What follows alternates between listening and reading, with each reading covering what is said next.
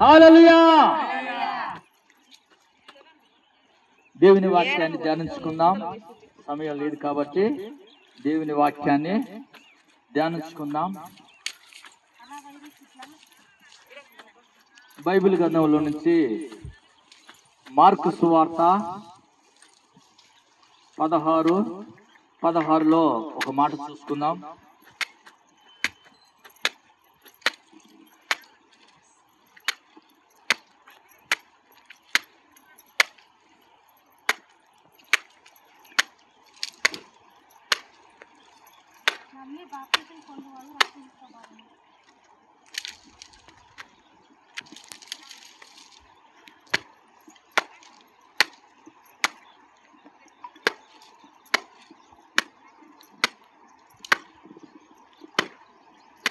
దేవునికి మహిమ కలుగును గాక. హల్లెలూయా.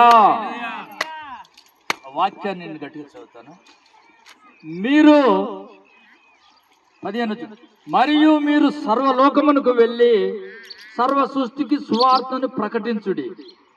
యేసు ప్రభు చెప్తున్నాడు, మీరు సర్వలోకానికి వెళ్ళి సర్వ సృష్టికి సువార్తను ప్రకటించండి. ప్రకటించినప్పుడు జనులు వింటారు. ఇని నమ్మి బాప్తిసము పొందినవాడు రక్షించబడతాడంట. హల్లెలూయా.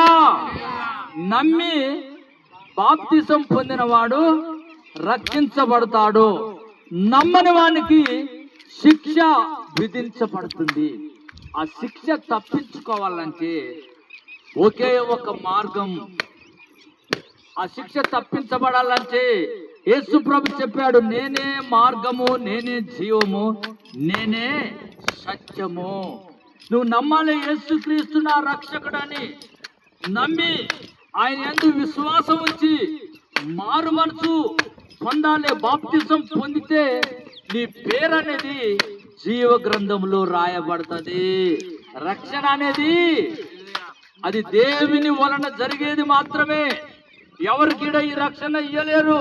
యేసుక్రీస్తు నా రక్షకుడని ఏ నోరైతే ఒప్పుకుంటుందో, ఏ నోరైతే యేసు నా కొరకు ప్రాణం పెట్టాడని నమ్ముతారో, ఆ నోరు నిండా నవ్వు కలగజేసి వారు రక్షించబడతారు. హల్లెలూయా. హల్లెలూయా. వారు రక్షించబడతారంట. ఎక్కడి నుంచి? నరకముల నుంచి. ఏదో ఒక రోజు ఈ లోకాన్ని, ఈ బంధువులని, మనకున్న చూడు సిరి సంపదలు, భోగ భాగాలు, ధన సంపదలు అన్నీ వదిలిపెడతాం. వదిలిపెట్టి వెళ్ళవలసినటువంటి వారమే.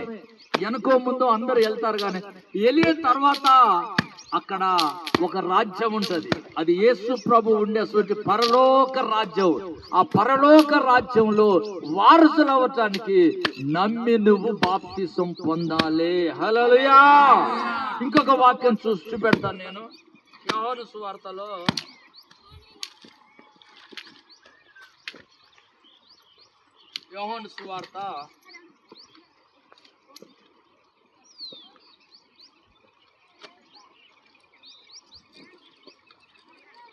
యోహాను సువార్త 3:1 నుంచి చదివితే, యోహాను సువార్త 3:1 నుంచి చదివినట్లయితే అక్కడ బైబిల్ ఉన్న వాళ్ళు చూడాలి. యూదుల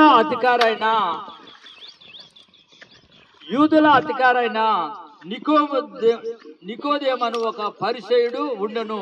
అతడు రాత్రి యందు ఆయన వద్దకు వచ్చి, రాత్రి అందు ఎప్పుడు వచ్చాడు? రాత్రి అందు.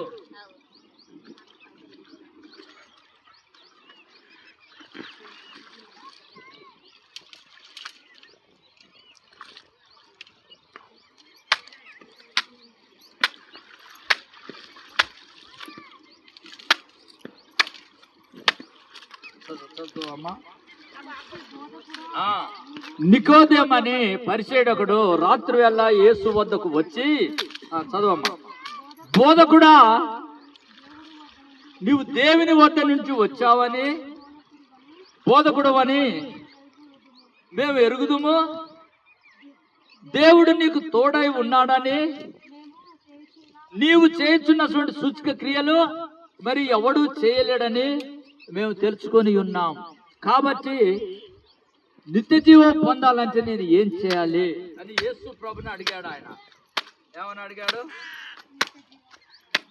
నిత్య జీవము పొందాలంటే నేనేం చేయాలని నికోదేమని పరిచయుడు అడిగాడు. అందుకు యేసు అతనితో, ఒకడు కొత్తగా జన్మిస్తేనే కానీ అతడు దేవుని రాజ్యము చూడలేడు. దేవుని రాజ్యం అనేది ఒకటి ఉంటుంది. ఈ లోకాన్ని వదిలిపెట్టిందంటే యేసు ప్రభుని నమ్ముకున్న ప్రతి ఒక్కరు దేవుని రాజ్యంలో ఉంటారు, దేవుడి స్థానంలో ఉంటారు.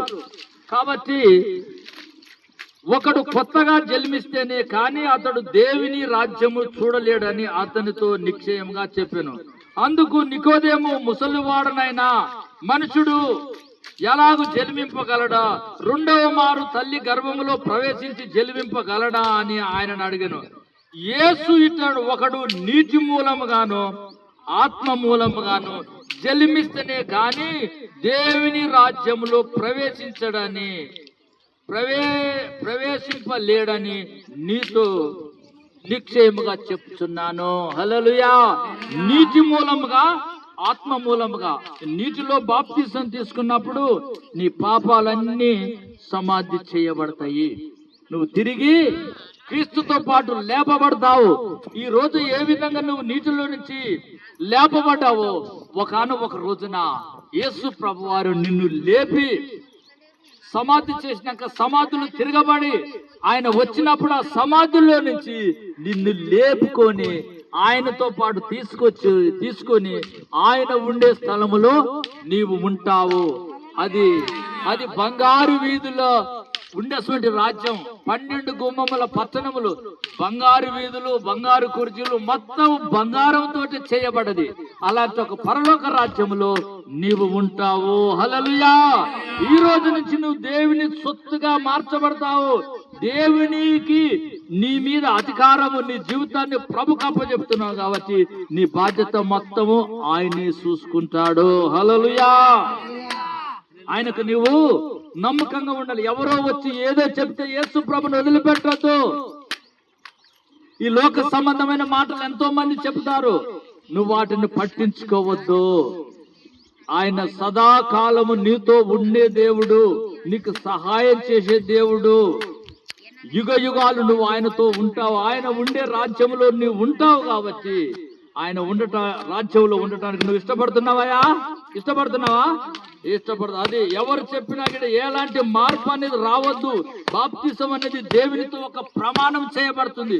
దేవుని సొత్తుగా నువ్వు మార్చబడుతున్నావు కాబట్టి ఈ రోజు నుంచి ఆయన సొత్తుగా నువ్వు తీర్మానం చేసుకొని మార్చబడి ఆయన బిడ్డగా నువ్వు జీవిస్తే ఆయన నీ పట్ల గొప్ప అద్భుతాలు చేసి సదాకాలము ఆయన నీకు తోడై ఉంటాడు. ఆయన ఉండే స్థలములో నిన్ను ఉంచుకుంటాడు. అలాంటి ఒక పరలోక రాజ్యానికి వారసత్వానికే ఈ బాప్తిసం. హల్లెలూయా. అలాంటి ఒక బాప్తిసం తీసుకున్నప్పుడు ఒక పాపి పాపంలో నుంచి విడుదల పొంది రక్షింపబడితే పరలోకములో దేవుడు దేవదూతలతో పండుగ చేసుకుంటాడంట. హల్లెలూయా. ఈరోజు దేవుడు దేవదూతలతో పండుగ చేసుకుంటున్నాడు. కాబట్టి మీరందరూ ఇప్పుడు బాప్తిసానికి సిద్ధపడుతున్నారు కాబట్టి దేవుడు సంతోషించేటట్టు చిన్న ప్రార్థన చేసి బాప్తిసం కార్యక్రమానికి ముందుకెళ్దాం. పరిశుద్ధుడైన తండ్రి,